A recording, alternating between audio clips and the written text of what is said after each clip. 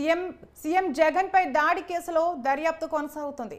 ఆధారాల కోసం పోలీసులు జల్లెడ పడుతున్నారు. చేతితోనే రాయి విసిరినట్లు పోలీసులు నిర్ధారించారు. సీసీ ఫుటేజ్తో పాటు కాల్ డేటా పరిశీలిస్తున్నారు.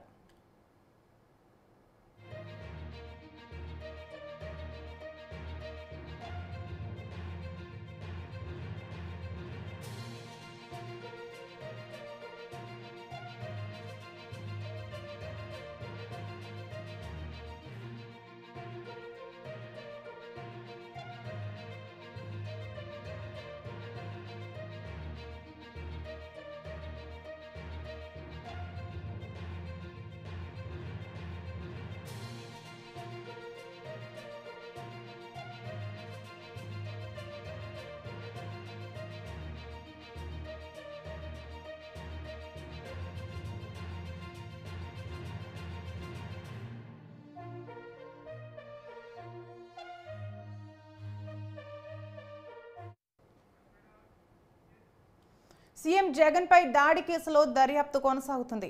ఆధారాల కోసం పోలీసులు జల్లెడ పడుతున్నారు. చేతితోనే రాయి విసిరినట్టు పోలీసులు నిర్ధారించారు. సీసీ ఫుటేజ్తో పాటు కాల్ డేటా పరిశీలిస్తున్నారు.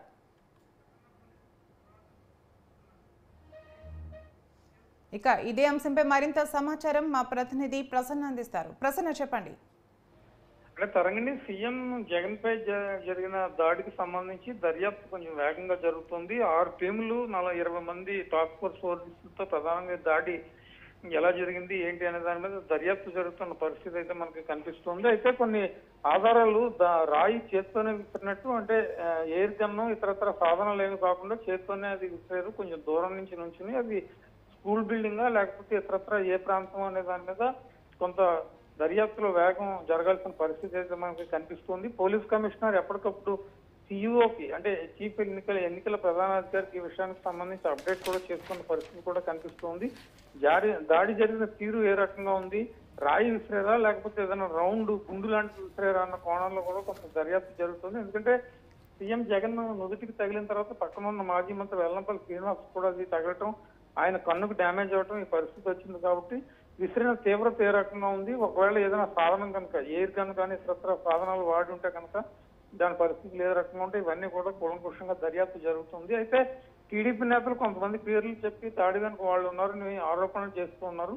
అయితే ప్రభుత్వం పోలీసు అధికారులతో డీటెయిల్డ్ ఎంక్వైరీ చేస్తుంది. కాబట్టి ఎంక్వైరీలో కొన్ని కీలకమైన అంశాలు మనకు తెలిసే అవకాశం కనిపిస్తోంది. యాక్చువల్ గా చెప్పాలంటే ఈ రోజు సాయంత్రానికి ఇంచుమించు 3 రోజులు పూర్తయినట్లు లెక్క. సీఎం మీద దాడి జరిగి అయినప్పటికీ ఇంకా ఎలాంటి వ్యక్తులను పట్టుకోలేదు, ఎవరిని కూడా గుర్తించలేదు. కాబట్టి మరి ఇవాళ రేపట్లో దీనికి సంబంధించి నివేదిక ఇస్తారా, దాడి చేసిన వాళ్ళని గుర్తించే పరిస్థితి ఉంటుందా, ఇవన్నీ కూడా మనకి త్వరలోనే కొంత క్లారిటీ వచ్చే అవకాశం అయితే కనిపిస్తోంది. తరంగండి. ప్రసన్న, ఎవరైనా అనుమానితులను అదుపులోకి తీసుకున్నారా? అంటే కొంతమంది అనుమానితులు పేర్లు వినిపిస్తున్నాయి, వాళ్ళని గుర్తించే పనులు ఉన్నారు, ఇంకా అదుపులోకి తీసుకోలేదు. ఈ రోజు మధ్యాహ్నానికి కొంతమంది అదుపులోకి తీసుకునే అవకాశం కనిపిస్తోంది. అయితే అక్కడ ఉన్న సింగ్ నగర్ లో ఉన్న లోకల్ గా ఉన్న వాళ్ళ మీద కేసులు కానీ రౌడీ షీట్స్ కానీ ఎవరి మీద ఉన్నాయి, ఈ తరహాగా డీటెయిల్డ్ ఎంక్వైరీ జరిగింది. అయితే ఇందులో ఎవరి ప్రమేయమైనా ఉందా, ఎవరి ప్రోద్బలంతోనైనా ఈ రకమైన దాడి జరిగే పరిస్థితి మనకి కనిపిస్తుందా అన్న యాంగిల్ కూడా ప్రధానంగా ఉంది. కాబట్టి ఇవాళ మధ్యాహ్నం తర్వాత కొన్ని కీలక నిర్ణయాలు ఈ కేసుకు సంబంధించి తీసుకునే అవకాశం ఉంది. అంటే కాంక్రీట్ గా ఒక ఎవిడెన్స్ ఉంటే కనుక పట్టుకోవడం సాధ్యమవుతుంది. దర్యాప్తు జరిగిన తర్వాత వాళ్ళని ఎంక్వైరీ చేసిన తర్వాత మరిన్ని వివరాలు బయట పెట్టే అవకాశం ఉంటుంది. కాబట్టి దాని మీద పోలీసులు దృష్టి పెట్టినట్టుగా తెలుస్తుంది. యాక్చువల్ గా అయితే 3 రోజులు కొంచెం ఎక్కువ టైమే తీసుకున్నారని మనం చెప్పుకోవచ్చు. ఇవాళ సాయంత్రం లోపు మరి దీని మీద ఏమన్నా స్పష్టత ఇస్తారా, కొంత టైం తీసుకుంటారా అనేది కూడా మనం చూడాల్సి ఉంది. సరే, okay, right. Thank you Prasanna.